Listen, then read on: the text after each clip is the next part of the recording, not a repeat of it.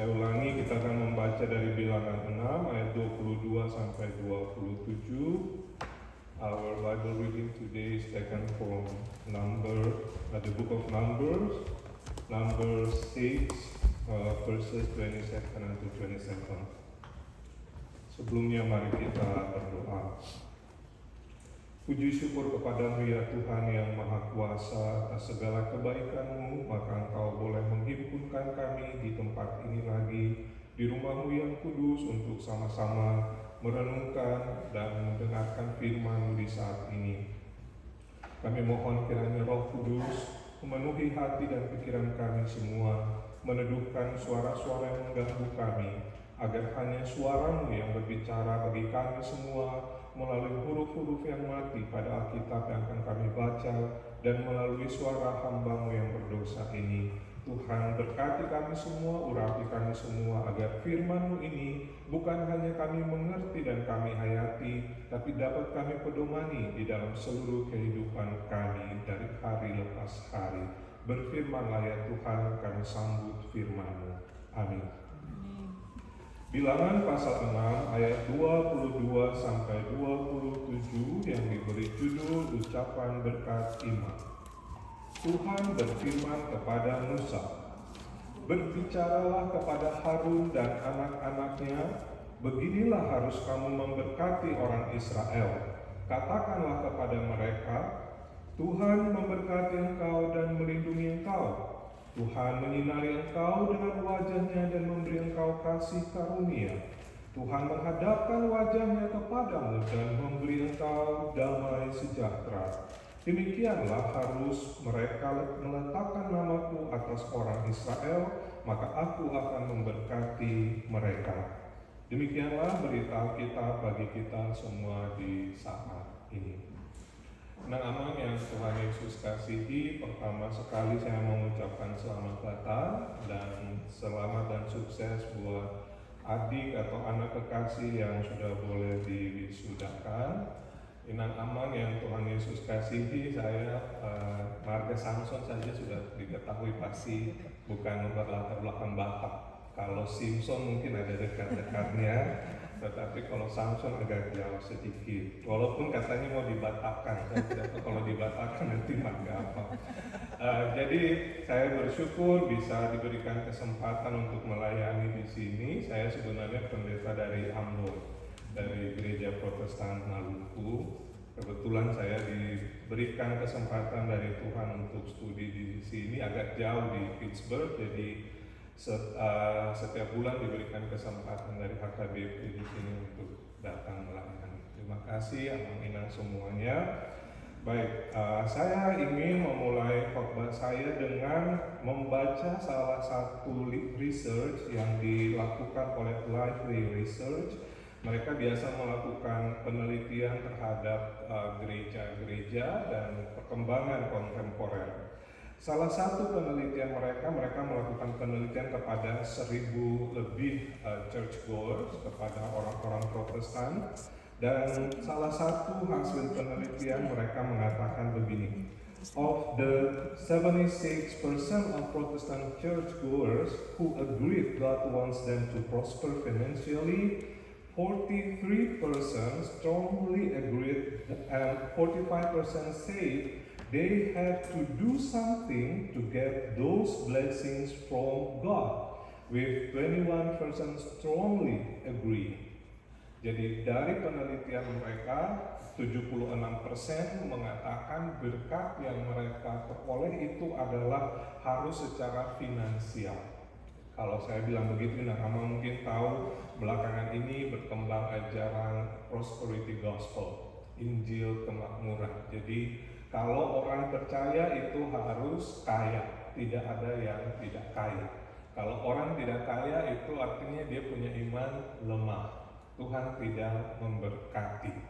Karena itu harus punya kekayaan, punya banyak harta benda dan seterusnya. Nah, karena itu Ibu Bapak, Saudara-saudari, tidak heran bahwa banyak orang yang punya pandangan yang seperti demikian. Bahwa kalau orang diberkati Tuhan berarti dia punya banyak sekali kemakmuran atau harta benda yang dimiliki. Nah, hari ini Ibu Bapak, Saudara-saudari Inang Amang yang Tuhan Yesus kasihi, kita membaca suatu bagian Alkitab yang saya rasa sudah sangat sering kita dengar. Sebab di buku liturgi atau agenda HKBP, kalau selesai ibadah di ujungnya itu selalu ada ungkapan berkat ini, ya kan? Tetapi apa maknanya? Sebab ternyata konsep berkat yang dimaksudkan di dalam bagian Alkitab ini berbeda dengan apa yang tadi saya sampaikan di awal dari research. Bahwa ternyata berkat itu tidak pure, it's not only financial blessing, it's not only material abundance. Jadi ada hal yang lain yang perlu kita mengerti. Nah, oleh sebab itu Inang Amang, saya mengajak kita untuk mendalami cerita ini.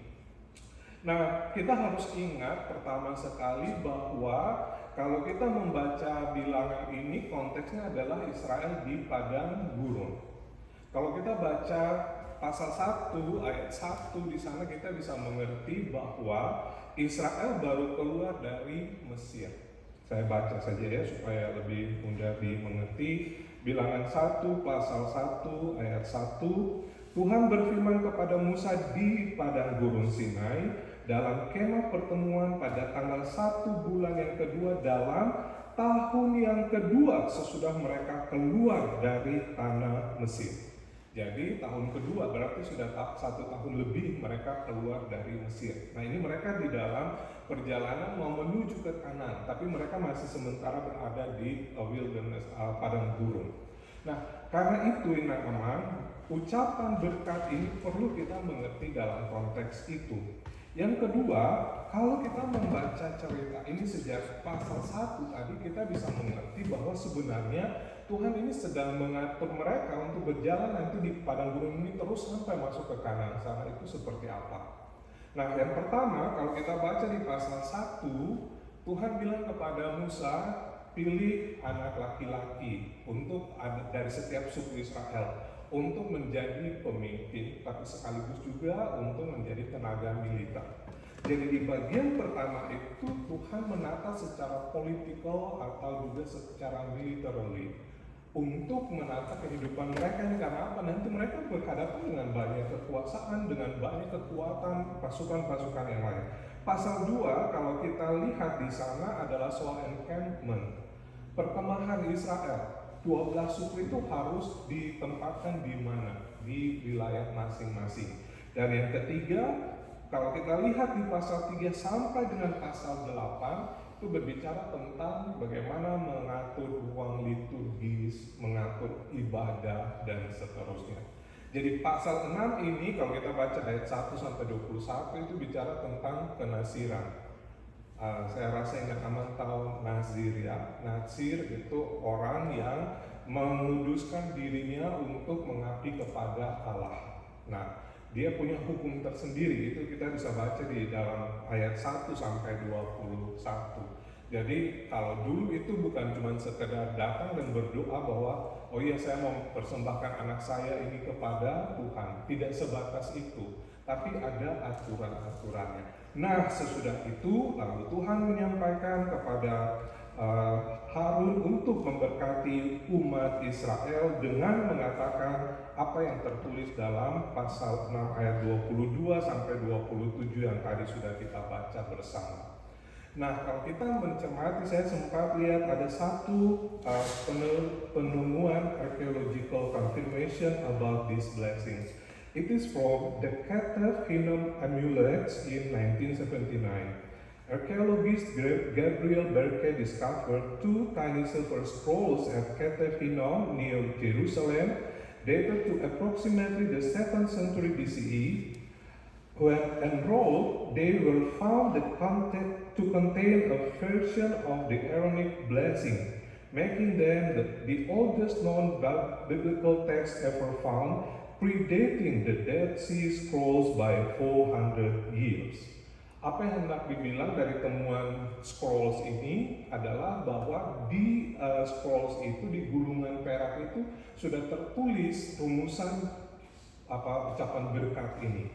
Dan itu ditemukan 400 tahun sebelum Dead Sea Scrolls. Yang kita tahu Dead Sea Scrolls itu gulungan kitab-kitab yang diakui sebagai kitab-kitab yang sangat tua sekali. Nah, bahkan sebelum kitab-kitab itu sudah ada amulets ini, sudah ada scrolls ini. Itu artinya ungkapan berkat dari Harun ini itu sudah sejak lama sudah diwariskan turun-temurun kepada umat Israel.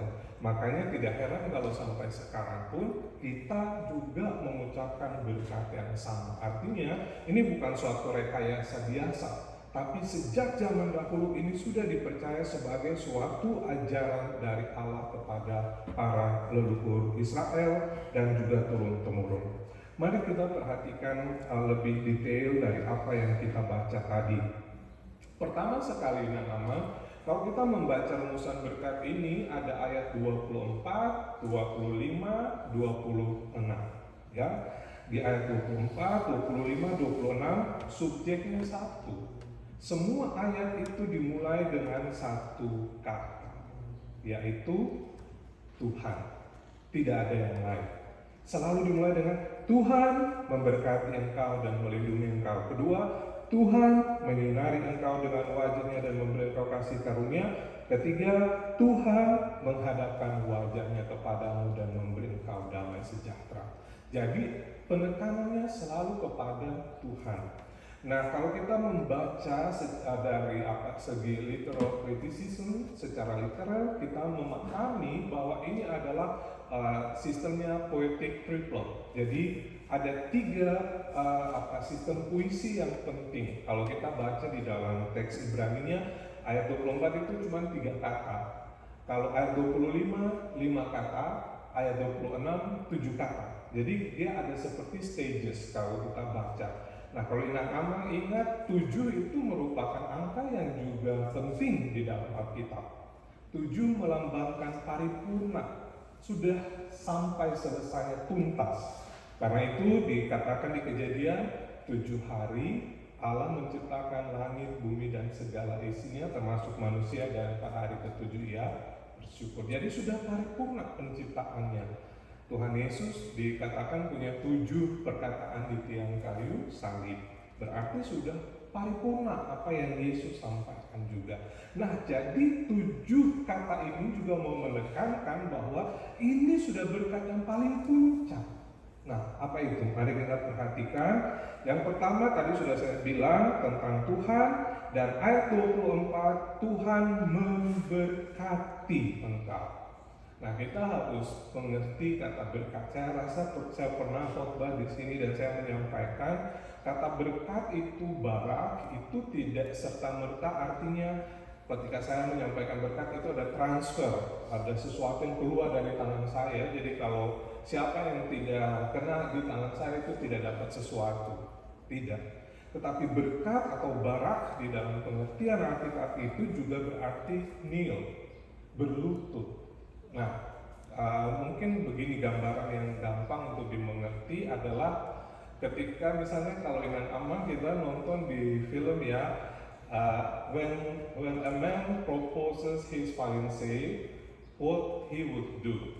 He would bow down or kneel before his fiancée, right? Jadi ketika kita mungkin saya tidak tahu kalau di Batak mau melamar cewek harus begitu atau tidak saya kurang tahu. Tapi kalau di film Amerika biasanya begitu kan, dia harus berlutut terus dia memberikan sesuatu, cincin, will you marry me dan seterusnya. Nah, ketika dia berlutut itu sebenarnya gambaran dari berkat, barak, dari kata kerja barak. Nah, dia berlutut bukan sekedar berlutut, dia berlutut untuk menyampaikan sesuatu yang baik, yang luar biasa kepada calonnya, to his fiancée. Jadi karena itu dia juga bilang sesuatu. Nah, dia bilang sesuatu, misalnya dia bilang, will you marry me? Untuk kita yang bukan fiancé, yang bukan pacaran, mungkin kita merasa ini apa? That's an empty word. Kita tidak mengerti apa maksudnya itu. Tapi untuk kita yang jadi pacarnya atau jadi tunangannya, wow, ini ini serasa dunia milik kita berdua, yang lain kontrak aja. Karena kita pasti sangat senang sekali mendengarkan ungkapan itu dari pasangan kita. Nah, karena itu kalau di dalam terjemahan Alkitab, misalnya dalam bahasa Yunani, berkat seringkali disebut euloge atau eulogeo, artinya kata-kata atau mengucapkan sesuatu yang baik.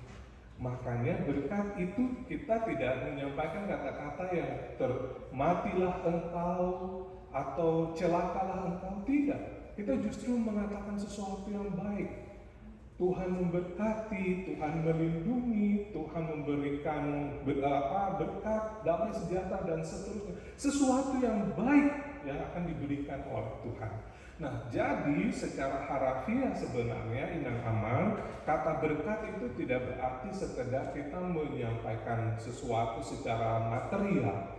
It's not about material abundance, tetapi itu berkaitan dengan kebaikan yang diberikan oleh Tuhan. Dan kebaikan itu bukan cuma dalam pengertian materi. Menarik tadi Amang Silamban menyampaikan cerita, ada satu kalimat yang saya ingat cukup menarik waktu cerita tentang Seriosa. Amang tadi entah sadar atau tidak, Amang menyebutkan satu kalimat yang menarik. Itu berkat dari Tuhan yang saya juga lihat di anak saya. Saya melihat itu berkat bukan dalam pengertian materi abundance. Berkat bisa dalam bentuk talenta, bakat. Itu adalah berkat. Kita mungkin bukan orang kaya yang punya banyak sekali tanah, harta dan seterusnya, tapi kita punya talenta. Itu adalah berkat yang Tuhan berikan bagi kita. Terima kasih Amang untuk sharingnya tadi juga bagi kita semua. Itu adalah contoh bahwa berkat tidak selamanya harus berkaitan dengan uang, tidak harus dengan materi, tetapi juga tentang keadaan yang baik, kondisi yang baik, relasi yang harmonis seorang dengan yang lain. Apa gunanya kita punya banyak uang tapi sakit-sakitan? Ya kan? Tidak sedikit orang yang mengeluh punya ada uang, ada insurance. Tapi kalau sudah sakit itu terganggu segala macam hal yang lain. Insurance bisa cover segala-galanya, tetapi insurance tidak bisa mengcover rasa sakit yang saya rasakan. Nah, karena itu banyak orang mengatakan sehat itu jauh lebih penting daripada harta benda. Tapi ada yang bilang juga, memangnya kalau sehat lalu tidak punya harta benda mau jalan kemana? Mau makan apa? Mau sekolah bagaimana? Ya, jadi ada ukuran yang berbeda-beda di situ. Nah, tetapi yang mau dibilang dari berita kita hari ini, berkat itu bukan cuma itu. It's not merely about the abundance or material abundance. It's not only about the prosperity financially, but it's all about good things that God has given to us. Nah, karena itu Inang Amang yang berikut kita lihat di situ Tuhan mengatakan juga Tuhan melindungi. Kalau kita lihat katanya ini sebenarnya melindungi ini kata kerja yang sama dengan watchman, seorang penjaga yang dia memantau a city wall. Jadi a watchman on a city wall, kayak seorang yang penjaga pemantau kota begitu. Kalau dulu misalnya ada, kalau di benteng kita bilang ada pos monyet yang di pinggir-pinggir itu untuk pengawal berdiri, penjaga dia berdiri mengawasi. Jadi Tuhan mau bilang ketika mereka ada di padang gurun itu, Tuhan bukan cuma berikan yang baik, tapi Tuhan juga akan menjaga, akan melindungi mereka. Makanya kata ini sebenarnya dia merujuk ke Mazmur 121. Kalau Inang Amang ingat Mazmur 121, Tuhan itu penjaga Israel. Ayat 4 bilang, sesungguhnya tidak tertidur dan tidak terlelap penjaga Israel. Nah, itulah sebenarnya mau dibilang bahwa penjaga Tuhan itu yang melindungi adalah seperti itu. Tuhan yang tidak tertidur dan tidak terlelap. Ayat 25, kita lihat di situ kemudian Tuhan menyinari engkau dengan wajahnya. Ini ada dua kemungkinan pengertian. Yang pertama makna secara harafiah, yaitu wajah menjadi bersinar dan menerangi orang lain. Karena itu Inang Amang mungkin ingat ketika Musa di dalam Keluaran 34 naik ke bukit dan berjumpa dengan Allah untuk menerima 2 loh batu. Ketika dia turun, apa yang terjadi dengan dia? Bersinar. Mukanya bersinar, bercahaya. Orang Israel tidak bisa melihat dia. Nah, karena apa? Dia mengalami perjumpaan dengan Tuhan.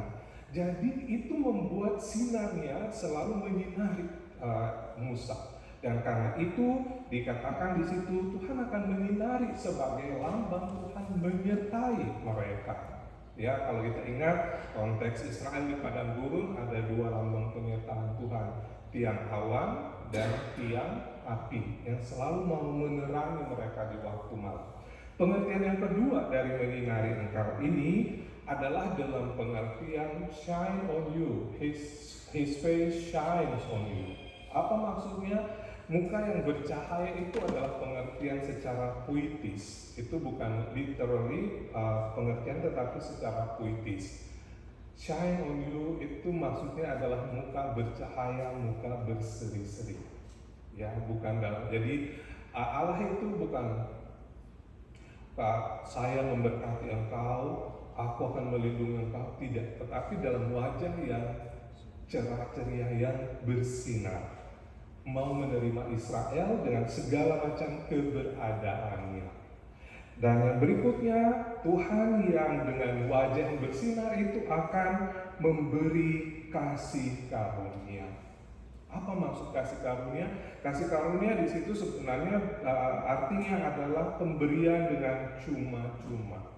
Jadi Tuhan memberikan bukan karena Israel itu layak untuk menerimanya, tetapi karena Tuhan memang mau memberikannya kepada mereka.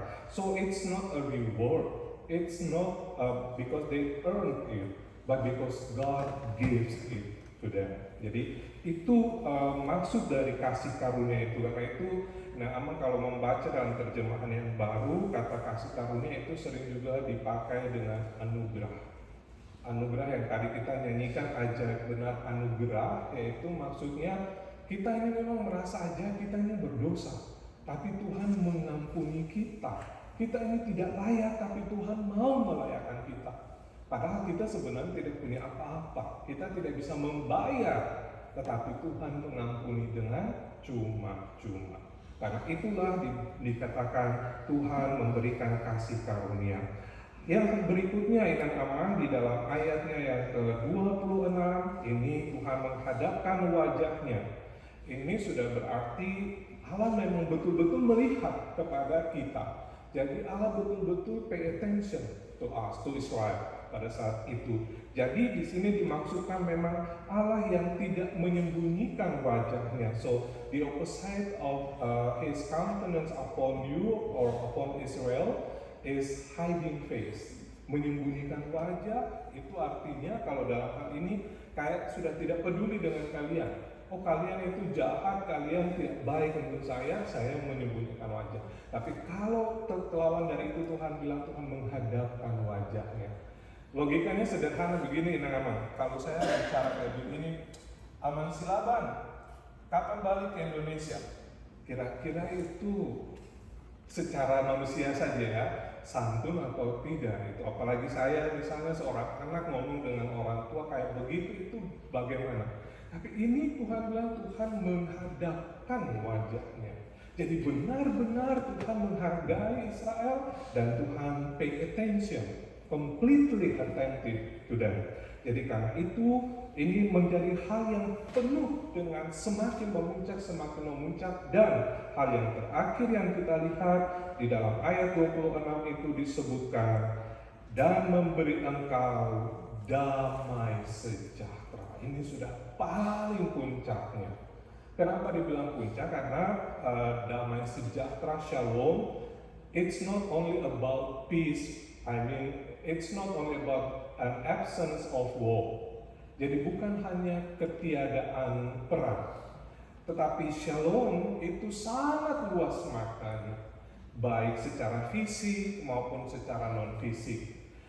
Punya relasi yang baik. Karena itu dipakai dua kata di situ kan, damai dan sejahtera. Bukan cuma damai, Tapi juga sejahtera artinya damai bisa terjadi secara physically, kita tidak berperang satu dengan yang lain, tetapi juga secara sejahtera batin kita merasa tenang, merasa aman, merasa nyaman. Karena itu kata ini sebenarnya mau bilang complete. Allah memberkati secara komplit, tidak kurang-kurang. Nah, nama yang Tuhan Yesus kasihi, dan kalau itu disampaikan, maka ayat 27 Tuhan bilang, itu mereka meletakkan namaku atas orang Israel. Artinya berkat itu lagi-lagi ditegaskan, itu bukan karena imam, bukan karena Musa, bukan karena Harun, tapi itu karena Tuhan sendiri. Maka itu ketika berkat diberikan, itu sama dengan mengatasnamakan Tuhan kepada mereka. Jadi berkat itu bukan berasal dari pendeta, bukan berasal dari imam, bukan berasal dari siapa-siapa, tapi berkat itu berasal dari Tuhan. Nah, anak-anak yang Tuhan Yesus kasihi, sudah banyak yang saya sampaikan. Apa yang bisa kita ambil untuk kita bawa pulang? Pertama, sederhana. Ingat selalu berkat itu tidak datang dari mana-mana. Berkat itu datang dari Tuhan. Itu saja yang kita ingat, berkat itu dari Tuhan. Karena itu jangan protes kalau ada orang punya berkat lebih dari yang lain. Jangan menganggap rumput di halaman tetangga lebih hijau dari rumput di halaman saya. Sama-sama rumput, sama-sama hijau. Tapi seringkali kita melihat punya orang itu, oh dia punya lebih bagus daripada saya. Padahal tidak. Tuhan memberikan berkat kepada setiap orang sesuai dengan kehendak Tuhan. Makanya Kidung Jumat 439 itu mengatakan begini. Berkat Tuhan satu-satu hitunglah. Dia bilang begitu kan, berkat Tuhan satu-satu hitunglah. Maka apa yang terjadi? Kau niscaya kagum oleh kasih-Nya. Satu-satu hitung berkat Tuhan saja.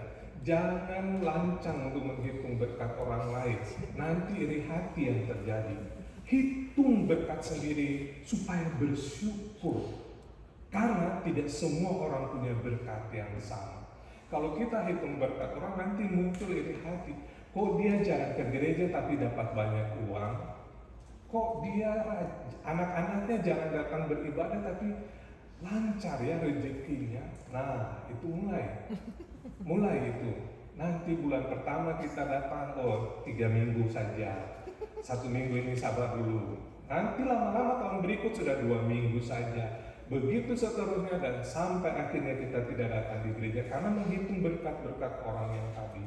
Padahal kita sendiri punya berkat masing-masing yang Tuhan sudah berikan kepada kita. Karena itu tidak perlu iri hati dan tidak perlu cemburu dengan orang lain. Yang kedua, karena berkat itu dari Tuhan, itu bukan hasil usaha kita tapi kemurahan Tuhan kepada kita semua, maka kita patut menerimanya dengan bersyukur. Dan kita harus ingat, bukan karena saya hebat, tapi semuanya karena kasih Tuhan. Saya tidak mengerti Amang dan Ina tadi nyanyi dalam bahasa Batak, tapi saya tahu sedikit Mauliate itu maksudnya berterima kasih kan kepada Tuhan yang memberikan segalanya bagi Amang dan Ina tadi cerita sempat down sekali dan Tuhan menyatakan kuasa menolong dan bisa ada sampai pada posisi sekarang ini. Anugerah yang luar biasa. Tuhan punya berkat ada pada waktu yang Tuhan tentukan. Waktu kita bukan waktu Tuhan. Karena itu tetaplah setia beriman kepada Tuhan. Ingat, jangan iri hati dengan berkat orang lain. Setiap kita punya berkat, kita hitung, nanti kita akan kagum sendiri. Kita akan lihat, oh iya ya Tuhan, saya ini bukan apa-apa. Saya bukan orang hebat, saya bukan dari keluarga yang hebat. Tapi ternyata Tuhan mau ini, Tuhan berikan ini untuk saya. Terima kasih banyak Tuhan. Dan selanjutnya inang amang yang Tuhan Yesus kasihi, kalau kita ingat tadi saya bilang berkat ini Tuhan sampaikan kepada Harun untuk disampaikan kepada umat Israel akan terus melanjutkan perjalanan di padang gurun sampai Kanaan. Maka dari itu ketika kita beribadah, sebelum kita diutus keluar pergi meninggalkan rumah Tuhan ini, kita menerima berkat. Apa maksudnya? Bukan kita mendapatkan materi dari Tuhan, tapi Tuhan mau menyatakan penyertaan bagi kita untuk pergi dan melakukan firman yang sudah Tuhan berikan kepada kita. Sama dengan Israel, Tuhan bilang pergi ke sana, tetapi tetap menjadi umat Tuhan yang setia, umat perjanjian. Maka dari itu kita juga semua menerima berkat Tuhan sebagai orang yang sudah mendengarkan firman Tuhan, dan kita mau pergi untuk menjadi berkat bagi orang lain dalam seluruh kehidupan kita. Maka dari itu inang amal, kita semua seringkali orang bilang we are blessed to be a blessing. Kita diberkati untuk menjadi berkat bagi dunia ini, bagi semua orang yang ada di sekeliling kita. Tuhan memberkati kita semua. Amin. Nah, aman yang Tuhan Yesus kasihi, kita berdoa. Puji syukur kepadamu ya Tuhan untuk firman yang sudah boleh kami dengarkan bersama tentang janji berkat-Mu bagi umat Israel, tapi juga bagi kami semua. Kuatkan kami Tuhan untuk selalu percaya bahwa berkat ada datang daripada-Mu bagi kami setiap orang dengan berkat-berkat yang Tuhan sudah sediakan. Karena itu tolong kami supaya tidak iri hati dengan orang lain yang memperoleh berkat yang lain daripada kami. Tetapi juga Tuhan tolong kami untuk rendah hati selalu menerima semua berkat-berkat Tuhan dalam hidup kami dalam bentuk apapun. Dan ajarkan kami ya Tuhan untuk menjadi orang yang bisa menjadi penerus berkat-Mu bagi semua orang di sekeliling kami, di mana saja kami berada, baik di gereja ini, di rumah kami, dalam keluarga kami masing-masing, di tempat kami bekerja, di Amerika, di Indonesia, dan di mana saja. Kami mau menjadi alat damai sejahtera-Mu yang meneruskan berkat-Mu bagi dunia ini. Terima kasih banyak Tuhan. Haleluya. Amin. Amin.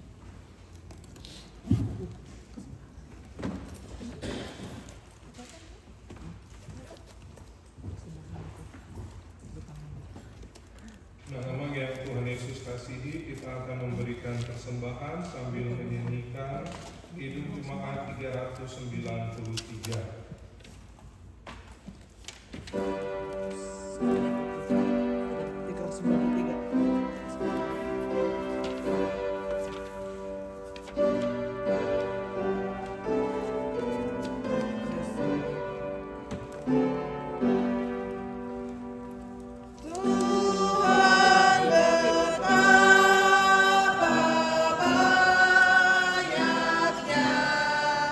Berkat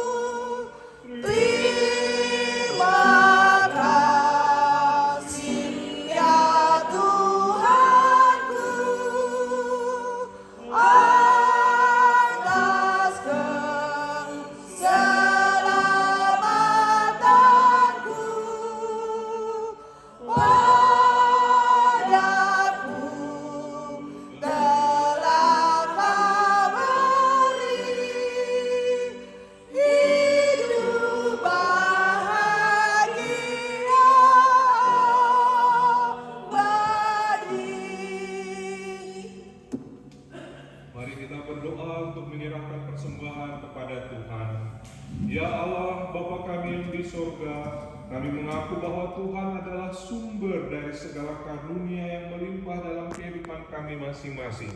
Sebagian daripada karunia itu kami serahkan kembali sebagai persembahan kepada Tuhan. Terimalah dan berkatilah persembahan umat-Mu ini agar dapat dipergunakan untuk pekerjaan dan pelayanan kerajaan-Mu di dunia ini. Bukalah hati kami untuk mengenal betapa banyak berkat dan karunia yang kami peroleh dari Tuhan, supaya kami senantiasa bersyukur kepada-Mu di dalam nama Yesus Kristus Tuhan kami. Amin.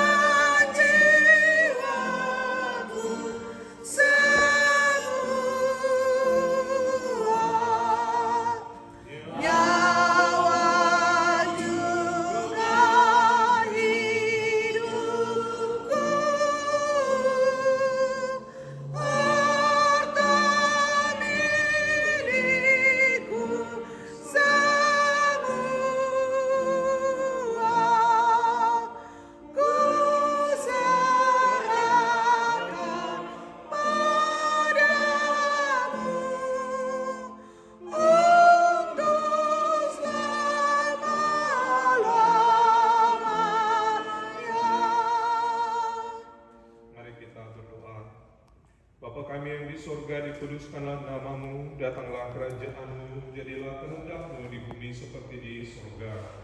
Berikanlah kami pada hari ini makanan kami yang secukupnya, dan ampunilah kami akan kesalahan kami, seperti kami juga telah mengampuni orang yang bersalah kepada kami. Dan janganlah membawa kami ke dalam pencobaan, tetapi lepaskanlah kami daripada yang jahat.